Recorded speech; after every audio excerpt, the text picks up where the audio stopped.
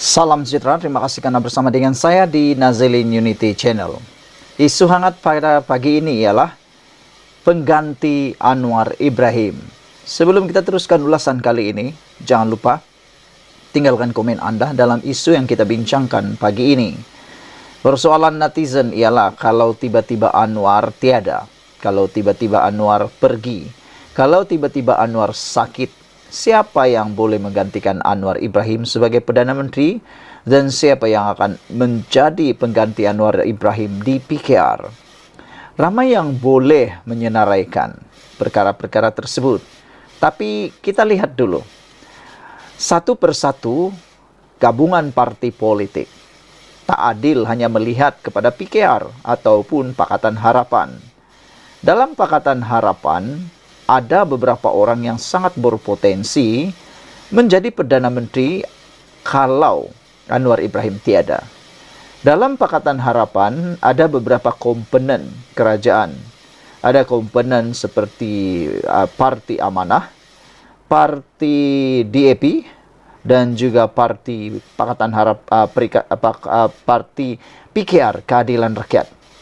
Dalam parti ini, ramai sebenarnya yang sangat berpotensi menjadi Perdana Menteri. Melihat kepada Pakatan Harapan, ada itu. Manakala di Barisan Nasional, di Gabungan Barisan Nasional pula, ada gabungan besar.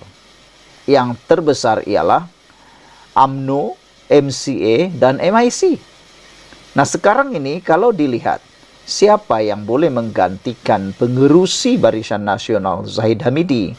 Kalau Zahid Hamidi tiada lagi dalam Barisan Nasional, agak-agak siapa? Dalam Barisan Nasional pun ramai berpotensi sebenarnya.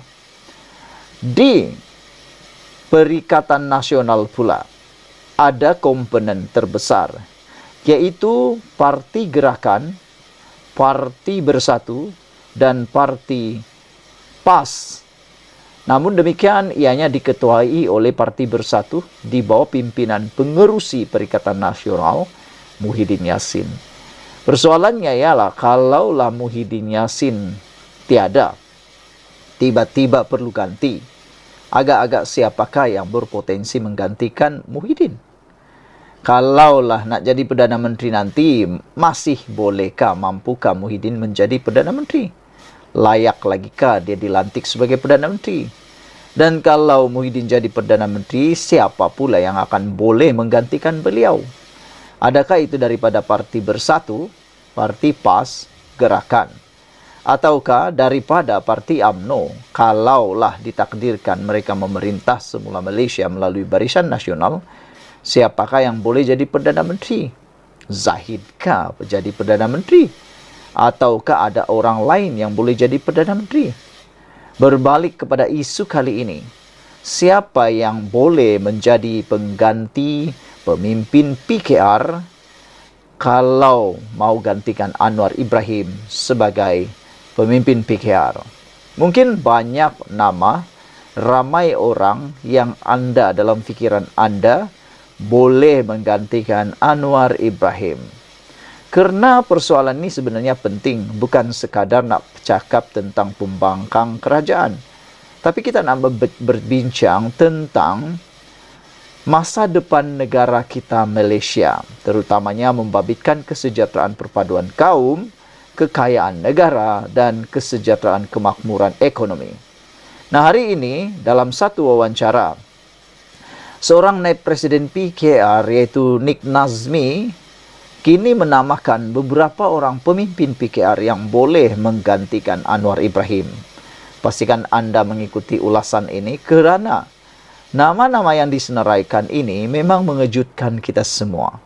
Salah seorang yang disenaraikan yang paling mengejutkan kita ialah anak Anwar Ibrahim sendiri, yaitu Nurul Izzah Ibrahim. Seperti semua tahu, Nurul Izzah Ibrahim tidak mempunyai apa-apa jawatan dalam kerajaan.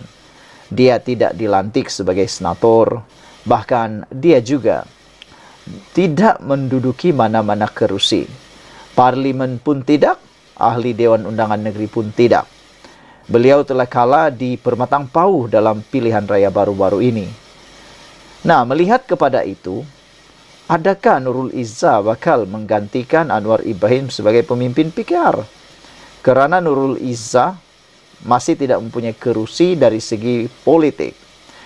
Namun demikian, kita tak boleh menafikan bahwa Nurul Izzah mempunyai potensi kepimpinan luar biasa seperti juga bapaknya, yaitu Anwar Ibrahim.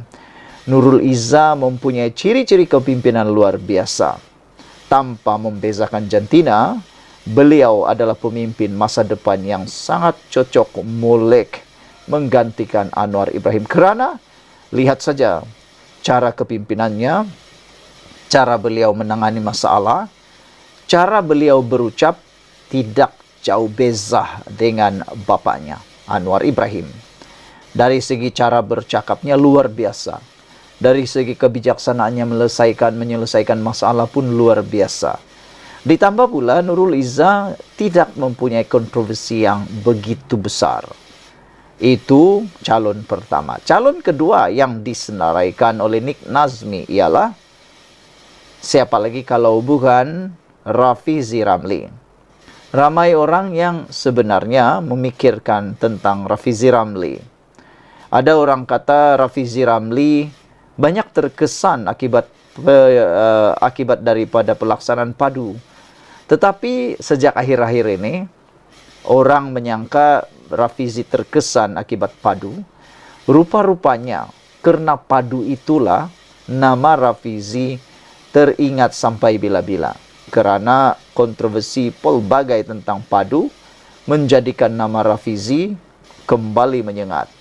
Selain daripada itu, kepintaran Rafizi membuat pelaksanaan demi pelaksanaan berkaitan ekonomi sosial politik di Malaysia juga menunjukkan Rafizi Ramli adalah pemimpin berpotensi paling nombor satu menggantikan Anwar Ibrahim.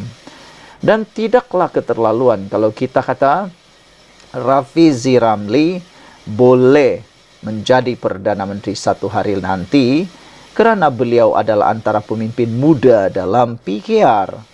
Kebolehan beliau dalam merancang ekonomi, dalam berucap, dan dalam bekerja menunjukkan beliau sangat layak menjadi Perdana Menteri.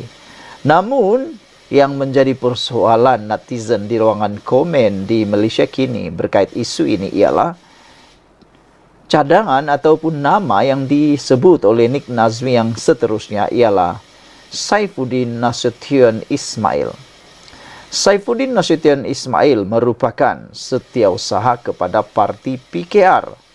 Selain daripada itu, beliau merupakan Menteri Keselamatan Dalam Negeri KDN pada waktu ini. Oleh sebab itulah Nick Nazmi mencadangkan atau mengatakan bahawa Saifuddin yang merupakan Setiausaha Agung PKR juga mempunyai potensi dan layak menggantikan Anwar Ibrahim.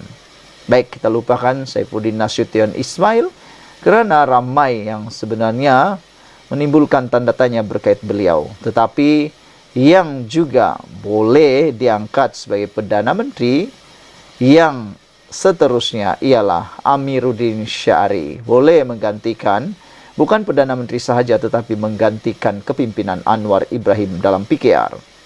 Hal ini kerana menurut Nick Nazmi, Amiruddin memegang jawatan Menteri Besar Selangor, yang mana jawatan tersebut adalah antara jawatan paling mencabar sekali yang ada di Malaysia.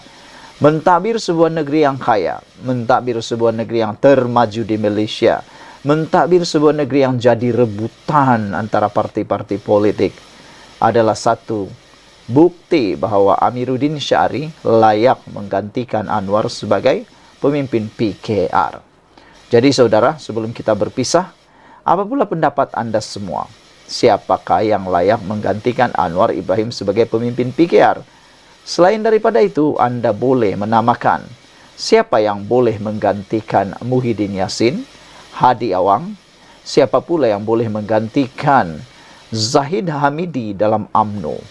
Semua parti politik yang saya sebutkan tadi itu adalah parti politik gergasi yang ada di Malaysia. Siapa yang boleh gantikan pemimpin di DAP dan juga pemimpin yang ada dalam parti amanah. Tinggalkan dulu politik yang ada di Sabah Sarawak, nantilah kita lihat siapa yang boleh gantikan pula pemimpin-pemimpin yang ada di Sabah. Kita cerita dulu apa yang ada di Semenanjung Malaysia. Sekian dulu untuk kali ini. Jangan lupa tinggalkan komen Anda, tekan butang subscribe. Bye-bye. Salam sejahtera. Terima kasih karena bersama dengan saya di Nazilin Unity Channel. Saudara-saudara sekalian, hari ini kita digemparkan lagi dengan kumpulan anti Anwar menyerang Anwar Ibrahim. Bukan serangan secara fisikal, tetapi menyerang secara membabi buta atau membabi tuli. Apa yang menghairankan kita ialah, apabila habis modal mereka nak memburuk-burukkan Anwar tentang isu mahkamah, penjara dan sebagainya, mereka tetap mencari kelemahan demi kelemahan, keaiban demi keaiban terhadap Perdana Menteri Datuk Seri Anwar Ibrahim. Jauh sekali mereka nak mencari kebaikan Datuk Seri Anwar Ibrahim. Ada netizen sehingga mengatakan bahawa mereka ni dah habis modalkah sehingga ke cara pemakaian Anwar pun dibenci oleh mereka. Terkini, apabila ramai para anti Anwar atau hater Anwar kini menggunakan isu cermin mata pula. Cermin mata hitam yang digunakan oleh Anwar Ibrahim pada waktu sekarang ini turut menjadi modal para hater anti Anwar memburuk-burukkan Anwar Ibrahim. Itulah, semua orang pun ada yang terfikir, tak ada modal lagi kah nak memburukkan Anwar Ibrahim, kata mereka. Mereka membabi buta, membabi tuli, menyebut memburukkan Anwar Ibrahim hanya kerana cermin mata. Tidak memeriksa terlebih dahulu, menyemak terlebih dahulu mengapa Anwar Ibrahim pakai cermin mata, terus buat andaian demi andaian, dan termasuklah andaian yang seakan-akan fitnah. Hari ini satu lagi isu cermin mata hitam jadi modal kumpulan anti Anwar kini memburukkan beliau. Sejak minggu lalu, penampilan Datuk Seri Anwar Ibrahim yang mengenakan cermin mata hitam di majlis-majlis yang dihadirinya menjadi perhatian ramai. Bukan hanya itu, kumpulan anti Anwar juga nampaknya menggunakan isu tersebut untuk memburukkan Perdana Menteri di media sosial. Sejak menjadi Perdana Menteri, setiap gerak-gerinya dan setiap patah perkataannya diteliti oleh pihak lawan yang hanya menunggu masa untuk menyerang. Tetapi tidak disangka pula, isu bercermin mata hitam pun pula menjadi isu panas yang digembar-gemburkan. Sedangkan Anwar masih bekerja keras menghadiri program-program rakyat. Anwar Ibrahim sebenarnya apa yang berlaku? Beliau mengenakan cermin mata hitam itu kerana menurut laporan The Star, Perdana Menteri kita Anwar Ibrahim mengalami reaksi alergik di kedua-dua belah matanya, namun tidak diberitahu secara terperinci. Makna kata Anwar Ibrahim dalam keadaan sakit, matanya sakit, mungkin merah, mungkin berair dan sebagainya. Anda pun tahu, masalah mata ini kadang-kadang boleh diatasi dengan menggunakan cermin mata hitam, selain daripada silau dan mengelak untuk dilihat buruk oleh orang lain, merah matanya. Kita patut memuji tindakan Anwar Ibrahim, sanggup bekerja, bergerak ke mana-mana, ke sana-sini, walaupun dalam keadaan sakit. Dia bercermin mata hitam, tetap juga bekerja keras menghadiri program-program rakyat.